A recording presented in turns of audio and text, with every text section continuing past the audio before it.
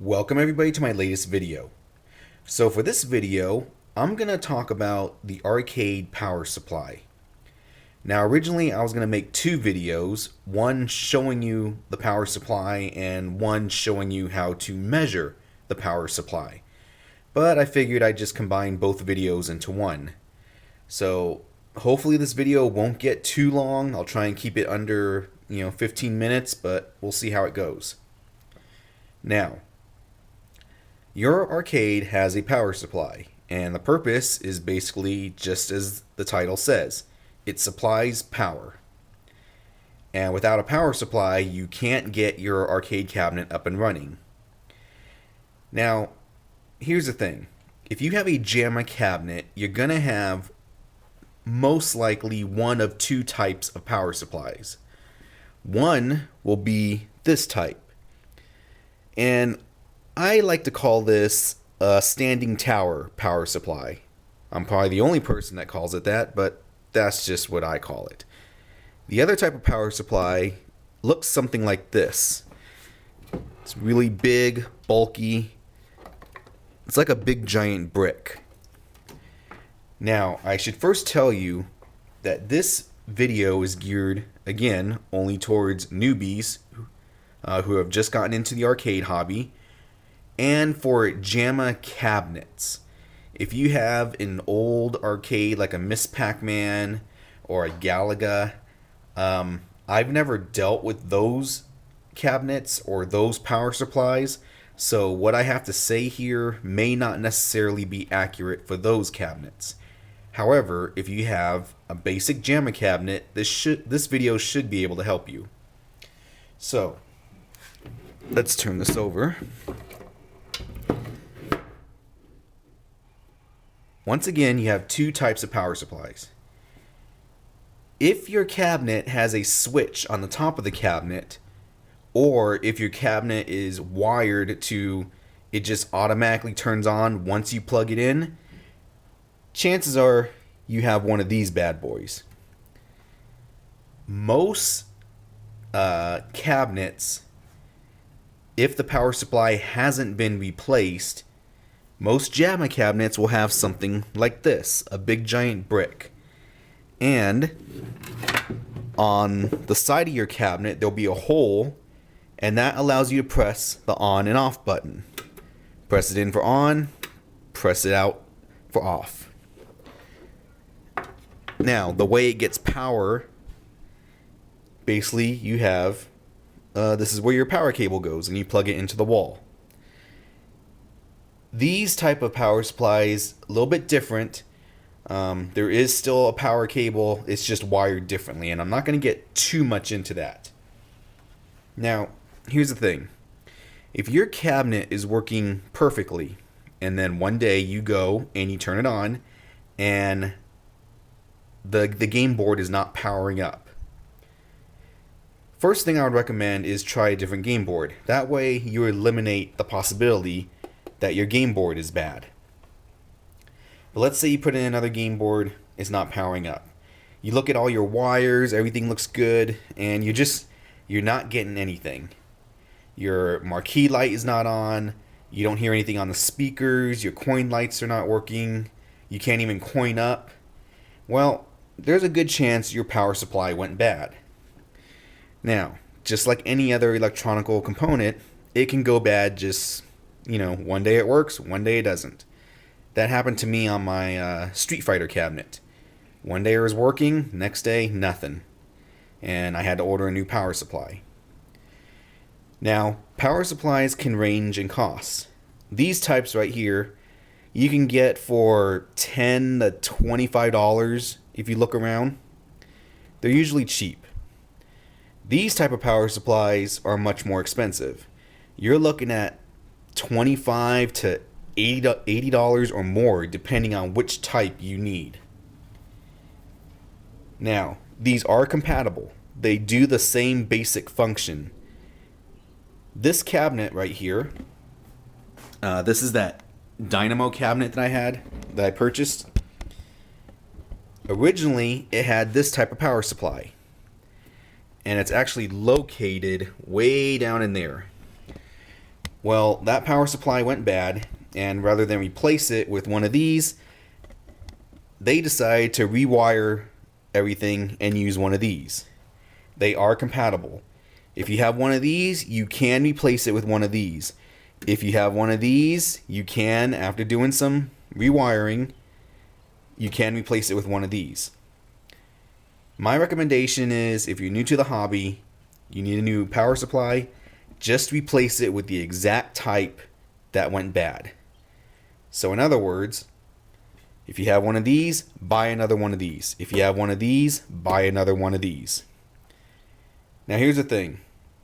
If your cabinet is currently set up to use one of these and you want to purchase another one of these, then I recommend going to twistedquarter.com. It's a great website. They have a great variety of power supplies. They may not be the cheapest, but they're certainly not the most expensive.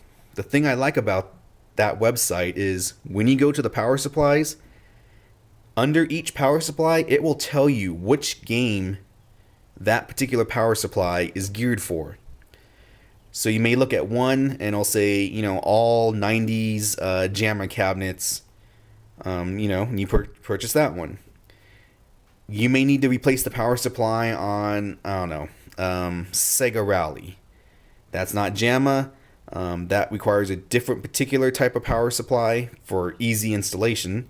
And, for that power supply, I'll say recommended for use on, Daytona USA, Sega Rally, etc., etc., etc. So that's why I recommend that particular website. Now, if your cabinet has one of these, you got your replacement. It's fairly simple. All you need to do is unplug 2 sets of wires. You got your small set right here and your big set. So all you need to do is unplug them, take out the power supply, install the new power supply, and reattach the wires. There is a 95 to 98% chance that they should use the same connectors, and it's just basically you plug them in. That's it. There is always the possibility that your cabinet's been hacked and slashed, and the particular connector that's used is not, compatible with the connector on your power supply. So I've had that happen before. For whatever reason, the cabinet was just on the inside hacked and slashed, and they had some funky connector, and I had to rewire it. Now, if you have this type of power supply, again, these for the most part are the same. There are some differences. Some are a little more powerful. You again want to basically try and find the correct power supply, and then you'll notice these are wired differently. They don't have connectors. Instead, the wire is attached to these terminals. There's a screw right here. You unscrew it, put the bare wire in there, and then screw down. Now, here's the thing. My recommendation is, if you're replacing this type of power supply, take pictures and label where each set of wires go. That way, when you get your new power supply, you can put them exactly the same. Trust me, it helps, especially if you don't know what you're doing. Now that we got the differences of power supplies, I'm going to go over how to measure your power supply.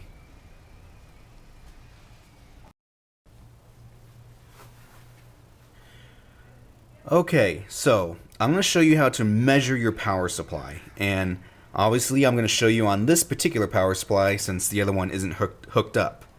Same basic concept. Now, why would you ever need to measure your power supply? Some games are very finicky. Now, if you have too much voltage going through, that may prevent a game from starting properly.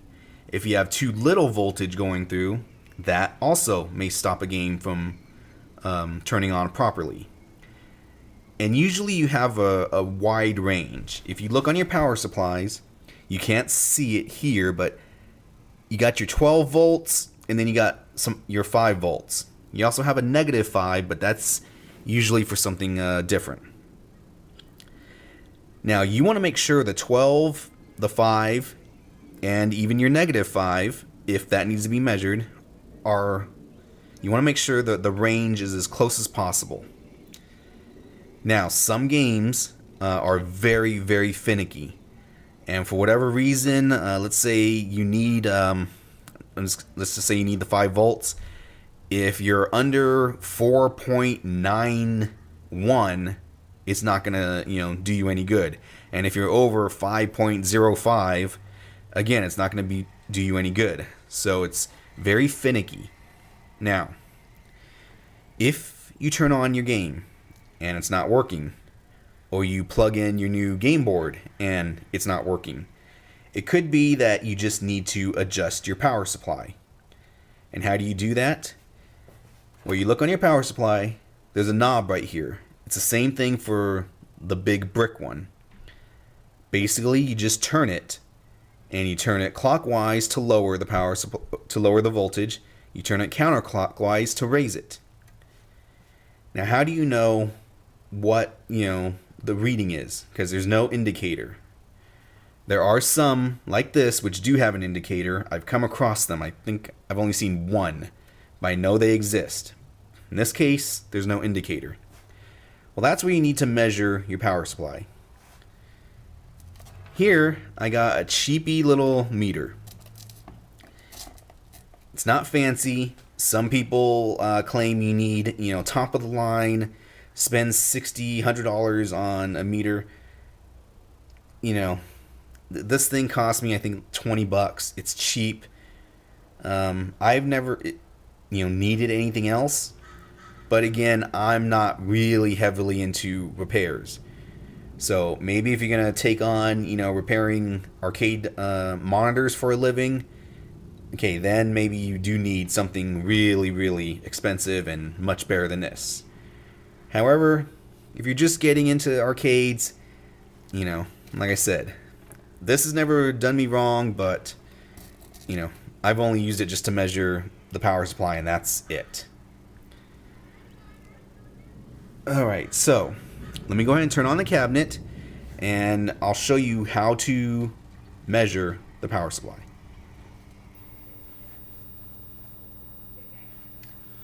Okay, so I got my cabinet on, got my meter, change it to the proper setting. In this case, I set it to, it's probably not going to focus in, but it's set at 20. Now, where is it? Alright, up here, it's supposed to measure 5 volts. So, how do we do that? Well, we got our meter set. Take these suckers. You got a black one and a red one. Black one, where's the camera? Consider that your ground. You're going to place this on the ground of your power supply. You're going to place the red one on the positive 5 volts. And what should happen is you should be able to read the 5 volts right here. Actually, let me get an adjustment tool so I can adjust it and you can see it raising and lowering. 1 second. Okay, we're back. So this is going to be kind of difficult because I only got 2 hands, but let's first measure what we're getting on the positive 5 from our power supply. So, take the red, put it at the 5, take the ground, put it at the ground. As you can see, I'm getting 5.01. Now, let me see if I can adjust this.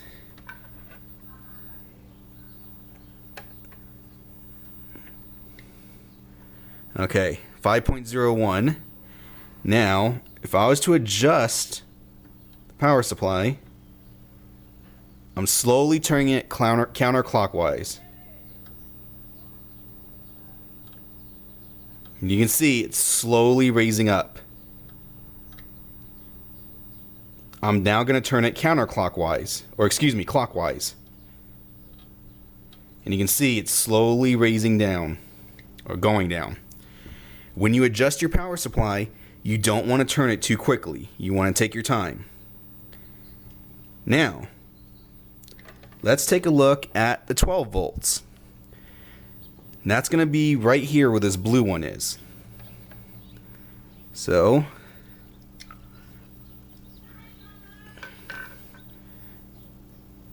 take the red, put it where the 12 is, then we'll measure our ground, and there you can see I'm actually getting 1330 volts.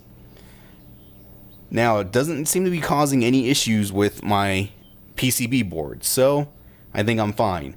But again, if I wanted to adjust it, I would slowly adjust it till it comes down. Now I'll go ahead and adjust it just for the hell of it.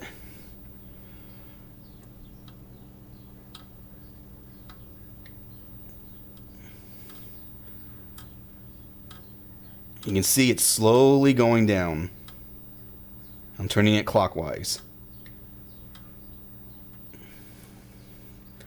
So that is how you adjust your power supply. And it's the same thing for those brick styles also. You just find the ground and you find the wire that you need to measure. Attach this to the metal connector on the inside of the measurement wire. Attach your black probe or whatever to the ground and you measure.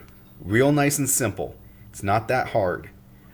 So you turn on your arcade cabinet, it's not working correctly, you can't figure out, you know it's not the game board, it's not any kinked wires. Turn it on, measure your power supply. If you're getting nothing,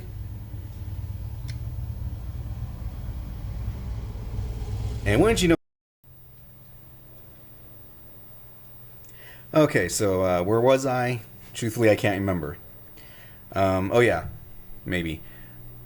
You turn on your cabinet, it's not working. It's not the game board. You don't see any kinked wires. Get your meter, measure your power supply. If you're not getting any readings, then there's a good chance your power supply is dead. Go online, find out which one you need. Take precaution when removing wires. Install the new power supply, fire it up. My last piece of advice, if you're buying a brand new power supply, you really don't need to check it prior to installation. They usually have it set perfectly.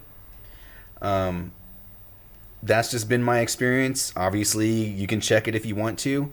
However, if you're buying a used power supply, because you're trying to save a few bucks, I definitely recommend you check the setting before you attach your game board. You don't want to take any chances of frying your game board because of too much voltage. So there you are. Hopefully this video helped you. Let me know if you have any questions. Until next time.